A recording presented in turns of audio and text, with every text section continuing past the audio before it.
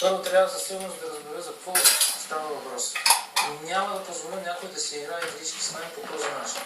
На всяка цена ще разбера какво прави жена ми на този запис и защо ми го пращат. И тогава ще видим, ще има ли продължение или няма.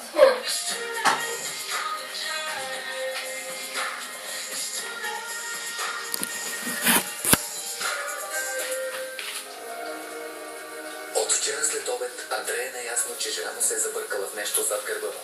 Само така той може да си обясни внезапното изземинаване и полученото анонимно видео. 39-годишният съпруг прави многократни опити да се свърже с Антония, но без резултат. Андрей не знае към кого друго да се обърне за помощ, освен към най-близкия си приятел Васил. Политика от вчера не мога да се намеря място. Ти казвам, че ще телефон се не по-бръсно осраме. Първо Антония се замина. Къде си замина? Ай така се замина. Първи си нещата и ми каза, че отива при някаква нейна съученичка в Перник. Аз въобще не мога да съм сигурен, по-скоро абсолютно съм сигурен, че такава съученичка не съществува. Защо си казва нещо? Не сме се карали. Също вярно да е последно време беше странно, не знам как ти казва да се държеш, но не сме се карали, не сме стигали до някакви крайници. Слушай се най-интересното. 2 часа след като се заминава, долу в почтата намирам един диск, на който пише, обикновен диск, на който пише "Поздрави, Никола". Така ти? И сега гледай какво става. Гледаш ли? Гледай. Само Антония ли? Гледай. Тя е. Какво позва? Човек, аз го гледам за хилядния път вече от вчера. Това е тя. Ето е. Антон с някакъв. Не знам. Не мога да го разпозная. Някакъв. Просто не мога да повярвам, че това там на това видео е това жена ми. Гледай, виж. Верно тя. Тя е бе, човек. Верно е Тон. Изобщо не мога да повярвам, че то не е способно такова нещо. Тя е толкова човек.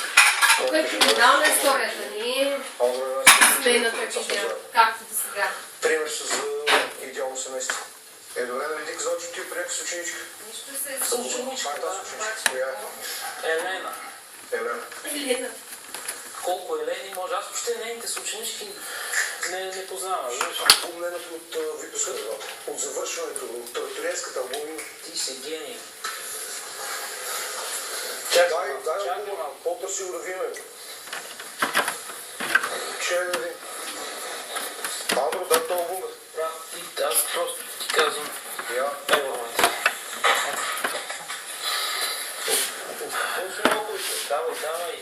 Чакай, да, стой. Давай. Елена. Не, добре, не е говоря. Кажи. Елена Михайлова. Дали е тя? Друга Елена има? Няма да си. Албума слуши. Влези във фейс и виж. Васил и Андрей бързо откриват профила на Елена. За щастие тя е посочила актуалния си адрес. Перник. За щастие или за нещастие. Тапачката си такова. Ето ти 20 минути, да си купиш нещо за ядене. Стой тук, а позвони на маркетинг. Съвсем не се малко си наречеш. Нека не се притеснявам. Вие нещо става. Не ми казвате нищо. Тате, знаеш нещо. Ето е чички вас. Айде, скоро се връщам и стой тук. Айде. Тая картинка. О, бачата пачка. Супер. Майка ми изчезна, баща ми го няма. Оставете ме сама и толкова. Да. Тати хората. Нида е да карал този приятел от тях да седи с неговите роднини.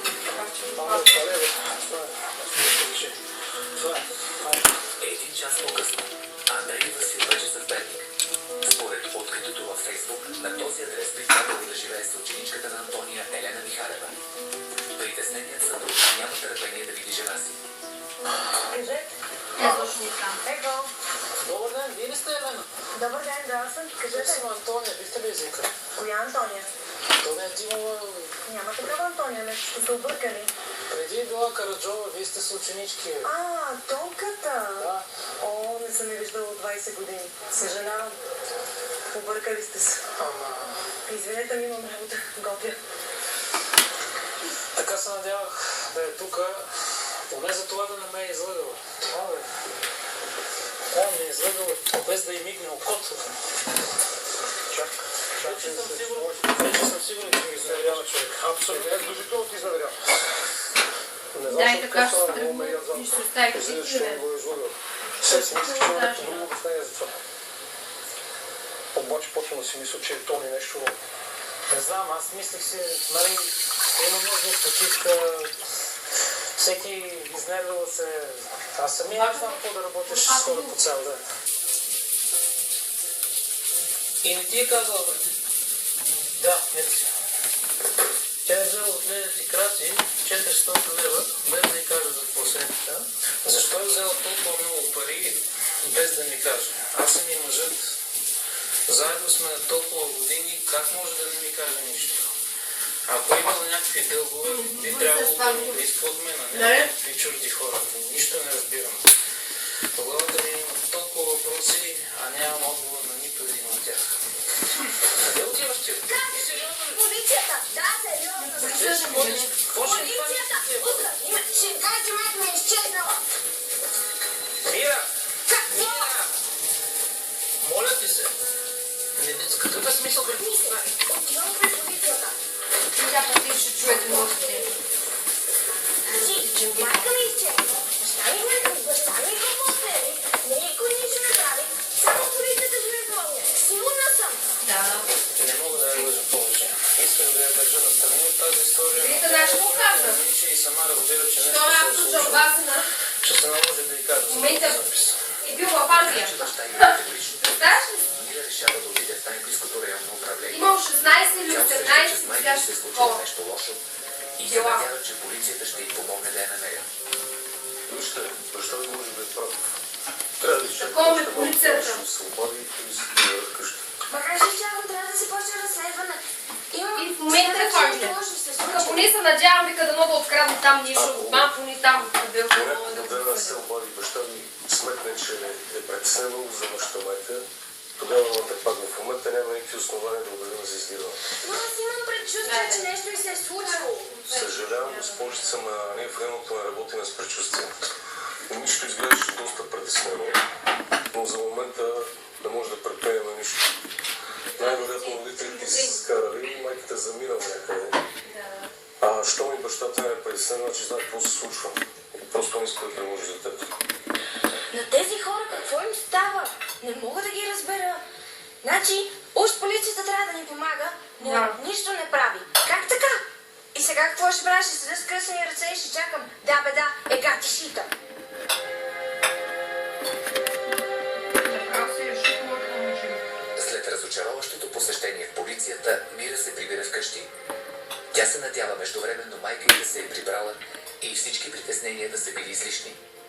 16-годишната тинейджърка обаче заварва в жилището единствено отчаяния си баща. Тате? Добре ли си? Има ли някакви новини от мама? Нещо ново? Не. Вие да не сте се скарали? Мира, ти някога да се не виждала с майка ти да се караме? Не. Но може да си обидил. Да си казал нещо по-например. Не знам. Сети се. И аз не знам. Трябва да има нещо. Какво има? Мира, слушай сега. След като майка ти изчезна, в почтата намерих един диск. Запис. Там на този запис изгледа го, майка ти е с друг мъж. Какъв е тази мъж? Друг мъж, не знам. На диска пише Никола. И поздрави към мене. Разбираш ли? Явно майка ти ни е излъгала. Това е.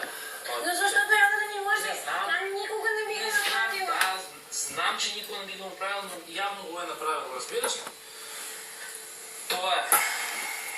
Не можех да продължавам да лъжа Мира. Тя беше толкова изплашена. Не исках да й казвам за видеото, за да не се настрои срещу майка си. Но наложи ми се, защото щеше да продължава да мисля, че нещо лошо се е случило с Антония. Надявам се да приеме нещата нормално. Тя е голямо момиче, не е дете. Какви са тези неща, които майка ми ги е направила? Някакъв диск с някакъв мъж, баща ми той се побърка, сигурно му е изневерила, цялата къща преобърна, направо изпадна в ужас. Ходиха до Перник с Чичо Васко, не знам какво става. Кажи сега, разкажи, да не си намерил любовник. Вземи си за твоя устата, Стига да честно казано, последните пъти, когато идва в салона, явно ти не знаеш, защото постоянно си на работа. Отладнала е 2 номера, постоянно си купува нови дрехи, толкова е променена. Така да може да всички жени да отплават, явно е имала повод. слушай, какво е? Ще тя жена ми да не е като тебе, бе. Това съм аз, бе! Това салон там не можеш, бе. Аз оставам се. Да вие нормални ли сте, бе? Какво правите? Знаете ли кой построя това? Извинявай. Какво се извиняваш? Извинявай не ставаш. Трябва да пустиш. Ще е плаха. Андрей и Васко са ми редовни клиенти. И друг път са се черпили. Андрей никога не ми е правил такива проблеми. Явно наистина нещо се е случило сериозно. Айде, ще я пилбас. За нея кочка ми хляб. Айде да закарам. Много ме е срамо това, което направих наистина. Но она Евелина просто ми вдигна кръвното. И без това ми е гадно, тя само удалила масло в огъня. След злополучната нощ в ресторанта, Андрей отива да изтегли пари от сметката си, за да плати масата на Хубер. И сметката. Аз ям. Как може Гошо ми подказа. Предположение, че нищо не сме имали проблеми, всичко ни беше окей. А това изведнъж да изтегли всичките спестявания и да забегне, не знам. Началник. Ало, шефе, здрасти. Знам. Човек, моля да се извиня. В смисъл, още 2 дена. Нямам проблеми, като се видим. Трябва да ти обясня много неща. Сега вкъщи си. Сега приятел. Пусни СМС. Върни СМС. Ще ли пише? Напиши, че прибираш. Така не ще трябва неща, жена се набере вътре. Ще семейство занимава по деловете. Прибирам се, до час съм вкъщи. Така ли? Пупница още, тази пупница взимай. Як се без утра сега. На синусите. Ивопром Синус. Ефикасно облегчава болката в синусите. Лекарство продукта с късокапизали за възрастни деца на 12 години. Съдържи бупрофена и употреба почне високата. Няма нищо по-хубаво от кредит на време. Нет кредит. Само за дистанционното шпан. Изцяло по интернет. Нет кредит БГ. Гореща оферта от Ревополис. Избери новата супер икономична пералня Hotpoint Ariston. С енергиен глас А3+, капацитет 8 кг и гаранция 5 години твърди стара пералня за рециклиране. Спести пари с невероятната екоцена и на изплащане без оскъпяване. Технополис. Лесно е да спестяваш. Уверен ли си да покажеш подмишниците си? Особено след бръснене. Кожата може да бъде раздразнена след бръснене. Дав дезодорант с 1/4 хидратантен крем помага на кожата да се възстанови след бръснене само за 5 дни. За красиви подмишници използвайте гаста. Матрак. Матрак, който той създаде след безсънни нощи в офиса си. Безсънни, защото имаше много работа. Имаше много работа, защото... Пресбанк и бизнес кредита, който му отпуснаха. Всичко е добре, когато започва добре. Сосиете Женерал Експрес Банк. На метра създадохме Лудогорско пиле. Подбираме първокласни нови храни и непрекъснато контролираме качеството. Безвременното средство за отглеждане без клетки и естествено селектирани продукти. Чистият въздух, прясната вода и пълноценната храна са абсолютни. Международните стандарти и модерни подготовки осигуряват най-краткия път до вашата трапеза в България и Европа. Нови вкусове. Едно пиле. Лудогорско пиле. Никога не знаеш кога ще ти продиш живота. Ексофен. Скоростно и ефективно срещу болката. Лекарствен продукт с ексидопрофен. Без рецепта. За лица над 18 години. Да ви покажа, почекайте листовката.